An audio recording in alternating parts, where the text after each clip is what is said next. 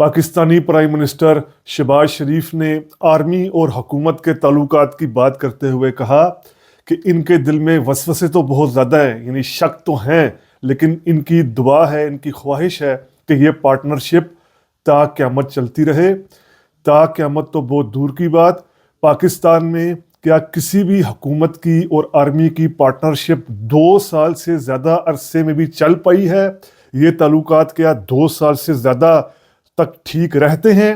کیونکہ پاکستان، ہمیں یہ بالکل ریسنٹ ہم ایگزامپلز دیکھیں تو ہمیں پتہ چلے گا کہ ایسے پرائم منسٹرز جن کو بنایا ہی آرمی چیفز نے تھا، مقرر ہی آرمی چیف نے کیا تھا، ان کی بھی آرمی چیف کے ساتھ نہیں بنی، اور ایسے آرمی چیفز جن کو تیسرے چوتھے نمبر پر لا کر کسی پرائم منسٹر نے، خاص طور پر نواز شریف نے آرمی چیف بنایا، ان کی بھی آپس میں نہیں بنی۔ کچھ عرصے بعد یہ تعلقات خراب ہو جاتے ہیں۔ یہ پاکستان کی ایک بہت بڑی ایک ریئلٹی ہے، ایک ایسی ریئلٹی ہے جس سے اگنور نہیں کیا جا سکتا۔ اب شہباز شریف جو کہہ رہے ہیں کہ وسوسے ہیں لیکن خواہش ہے پارٹنرشپ چلتی رہے، یہ پارٹنرشپ کیوں نہیں چلے گی؟ یہ پارٹنرشپ کا انجام بھی باقی پارٹنرشپس کی طرح کا ہوگا۔ آج اس کو سمجھنے جاننے کی کوشش کرتے ہیں ری تھنک ود عمر جاوید میں۔ ویورز کو ری تھنک ود عمر جاوید میں ویلکم، خوش آمدید۔ آپ میں سے ایسے ویورز جنہوں نے ابھی تک rethink with Umar Javed subscribe نہیں کیا، ہماری ریکویسٹ ہے kindly rethink with Umar Javed subscribe کریں۔ شہباز شریف بار بار، یعنی پچھلی مرتبہ بھی الیکشن سے پہلے جب وہ پرائم منسٹر تھے تحریک اعتماد کے بعد پی ڈی ایم کی طرف سے، تب بھی، اور اب فروری 2024 کے الیکشنز کے بعد بھی کئی دفعہ یہ بات کر چکے ہیں کہ ان کی اور general army chief general Asim Munir کے درمیان بہت زبردست پارٹنرشپ ہے۔ ایسی پارٹنرشپ شہباز شریف کے مطابق ماضی میں کبھی بھی نہیں ہوئی۔ شہباز شریف اصل میں جانتے بوجھتے ہوئے ہسٹوریکلی ٹھیک بات نہیں کر رہے۔ تاریخی اعتبار سے یہ بات بہت غلط ہے کہ پارٹنرشپ، ایسی پارٹنرشپ کبھی نہیں چلی، ایسی پارٹنرشپس رہی ہیں۔ شہباز شریف کو تو وزیر اعظم بنوانے کے لیے پھر بھی الیکشنز کروانے پڑے، جماعتی الیکشنز کروانے پڑے، اور پورا الیکشن کے بعد ان کو پرائم منسٹر بنایا گیا۔ پاکستان میں ایسے پرائم منسٹرز کی مثال بھی موجود ہے جن کو وردی والے آرمی چیف نے اپنی خواہش پر، اپنی مرضی پر پرائم منسٹر بنایا تھا۔ ان میں ایک محمد خان جنیجو، جن کو جنرل ضیاء نے اپنی خواہش پر پرائم منسٹر بنایا، اور دوسرے میر ظفر اللہ خان جمالی، جن کو جنرل مشرف نے 2002 میں پورا اپنی مرضی کے الیکشن کروا کے پرائم منسٹر بنوایا۔ ان دونوں کو، جنیجو کو ضیاء نے جنیجو کو نکالا مئی 1988 میں۔ اسی طرح میر ظفر اللہ خان جمالی کی بھی چھٹی مشرف نے ہی کر دی تھی خود، یعنی پہلے چنا اور پھر چھٹی کر دی میر ظفر اللہ خان جمالی کی جون 2004 میں۔ تو یہ یعنی 2 پرائم منسٹرز کی ایسی مثالیں جن کو خود باوردی آرمی چیف نے چنا تھا، ان کی بھی نہیں بنی، کیونکہ جنیجو نے جنرل ضیاء کو ٹف ٹائم دینا شروع کر دیا تھا، اوجڑی کیمپ کے حوالے سے، جنوا اکارڈ پر سائن کرنے کے حوالے سے، فارن پالیسی کے حوالے سے، اور کئی طرح کے سیاسی معاملات میں۔ اسی طرح میر ظفر اللہ خان جمالی نے اعلانیہ مشرف سے مطالبہ شروع کر دیا تھا وہ وردی اتار دیں۔ دونوں پرائم منسٹرز کو گھر کی راہ دکھا دی گئی۔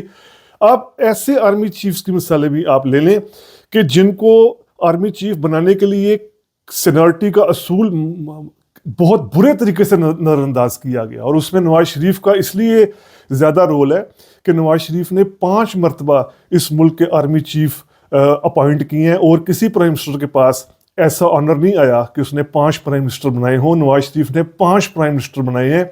جس طرح ہم دیکھتے ہیں نواز شریف نے جنرل آصف نواز جنجوا کو 1991 میں آرمی چیف جب بنایا تو یہ نمبر 2 پہ تھے سینیورٹی پہ، یعنی سینئر موسٹ نہیں تھے، اور اس کے بعد آصف نواز جنجوا کے حوالے سے اب تو ایسے ڈاکومنٹس بھی آ گئے ہیں کہ انہوں نے امریکہ سے اجازت لے لی تھی، امریکہ جا کر ملاقاتیں کی تھی ہائی آفیشل سے، پینٹاگون میں، اسٹیٹ آفس میں، کہ وہ پاکستان میں مارشل لا لگانا چاہتے ہیں۔ یعنی اس حد تک ان کے تعلقات نواز شریف سے خراب ہوئے تھے۔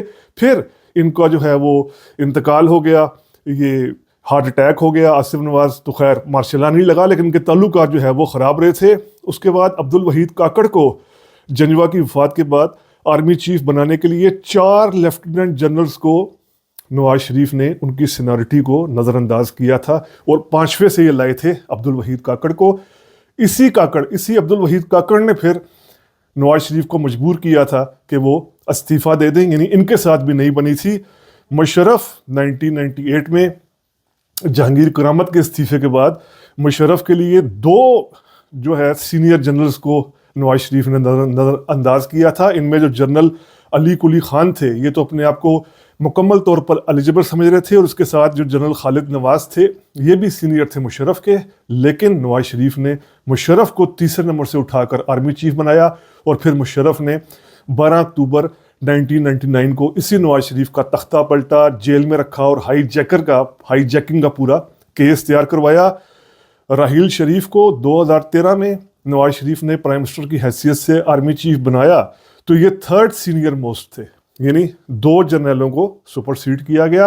और फिर मशहूर ज़माना जो तकरीर नवाज शरीफ ने की कमर जावेद बाजवा की 2016 में, इसमें 4 जनरल्स को, लेफ्टिनेंट जनरल्स जो सीनियर्स थे, इनको नज़रअंदाज किया गया। इनमें जैसे जनरल वाजिद हैं, जनरल नजीबुल्लाह हैं, अशफाक नदीम अहमद हैं, जावेद इकबाल रमदे हैं। इन 4 जनरलों को नवाज शरीफ ने सुपरसीड किया और यानी इनको नज़रअंदाज किया सीनियरिटी को, और कमर जावेद बाजवा को आर्मी चीफ बनाया। इसी कमर जावेद बाजवा ने बाद में पनामा लीक्स के हवाले से और अदलिया पर किस तरीके से असरअंदाज होकर नवाज शरीफ की छुट्टी की, ये खुद नवाज शरीफ भी एतराफ़ करते हैं, नवाज शरीफ भी इस बात को तस्लीम करते हैं।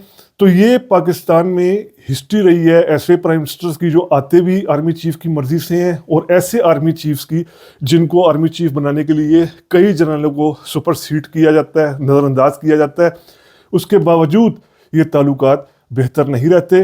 तो ऐसे में अगर हमारे पास ये रेफरेंसेस मौजूद हैं, क्या हम कह सकते हैं कि शहबाज शरीफ के ताल्लुकात बहुत अच्छे रहेंगे आर्मी के साथ, जिस तरह वो त्याग क़यामत कह रहे हैं? त्याग क़यामत तो नहीं, लेकिन अगले इलेक्शंस तक भी, यानी 2029 तक के ताल्लुकात ठीक रहेंगे। अभी एक्सटेंशन दे दी है आर्मी चीफ के ओहदे में, बिल में जो कानून साजी की गई है, इसमें आर्मी चीफ का ओहदा 5 साल के लिए कर दिया गया है। लेकिन फिर हमें पाकिस्तान की ही रिसेंट हिस्ट्री बताती है कि जैसी आर्मी चीफ को एक्सटेंशन दी जाती है, चाहे वो अशफाक परवेज़ कियानी हो, जब उनको एक्सटेंशन मिली 2010 में, उसके बाद उनके ताल्लुकात ख़राब हुए इलेक्टेड गवर्नमेंट से, यूसुफ गिलानी से, जरदारी से। इसी तरह बाजवा को भी जब एक्सटेंशन दी गई 2019 में, इसके बाद इनके ताल्लुकात ख़राब हुए इमरान खान से। शहबाज शरीफ को बेशक बहुत ज़्यादा इस चीज़ पर फ़ख्र है, वो अपने आप को ये कहते हैं कि वो इस्टबलिशमेंट की आँख का तारा रहे हैं 30 सालों से। लेकिन नहीं भूलना चाहिए कि इस्टबलिशमेंट की आँखों का ये तारा भी जेलों में भी रहा है, इक़्तिदार से भी महरूम रहा है, और कई तरह का टफ टाइम भी देखा है। तो अभी शहबाज शरीफ को नई हिस्ट्री बना लेंगे ऐसा हमें फ़िलहाल नज़र नहीं आ रहा। शहबाज शरीफ के पास तो ना भुट्टो जैसा विजन है, ना बहुत ज़्यादा इनकी स्टडी है, ये तो बिल्कुल उनकी पूरी जो पॉलिटिक्स है ताबेदारी पे है। लेकिन कोई ऐसा छोटा मोटा सियासी हादसा हो सकता है तैनाती को लेकर, किसी अदालती फैसले को लेकर, किसी और मामले पर, कि ये ताल्लुकात बिगड़ सकते हैं और 1 पेज का ये सफ़ा उखड़ सकता है जिस तरह माजी में उखड़ता रहा है। तो ये रेफरेंसेस साबित करते हैं कि शहबाज शरीफ की ये ख्वाहिश शायद पूरी ना हो पाए। तो ये शहबाज शरीफ ने जो दावा किया है, बार बार दावे करते हैं आर्मी के साथ बेहतरीन ताल्लुकात के, माजी में ऐसी नज़ीरें ना होने के, इस पर आपके सामने रीथिंक विद उमर जावेद के प्लेटफॉर्म से वीलॉग पेश किया गया। उम्मीद करते हैं आपको वीलॉग पसंद आया होगा। अगर पसंद आया है तो काइंडली सब्सक्राइब कीजिए रीथिंक विद उमर जावेद। शुक्रिया।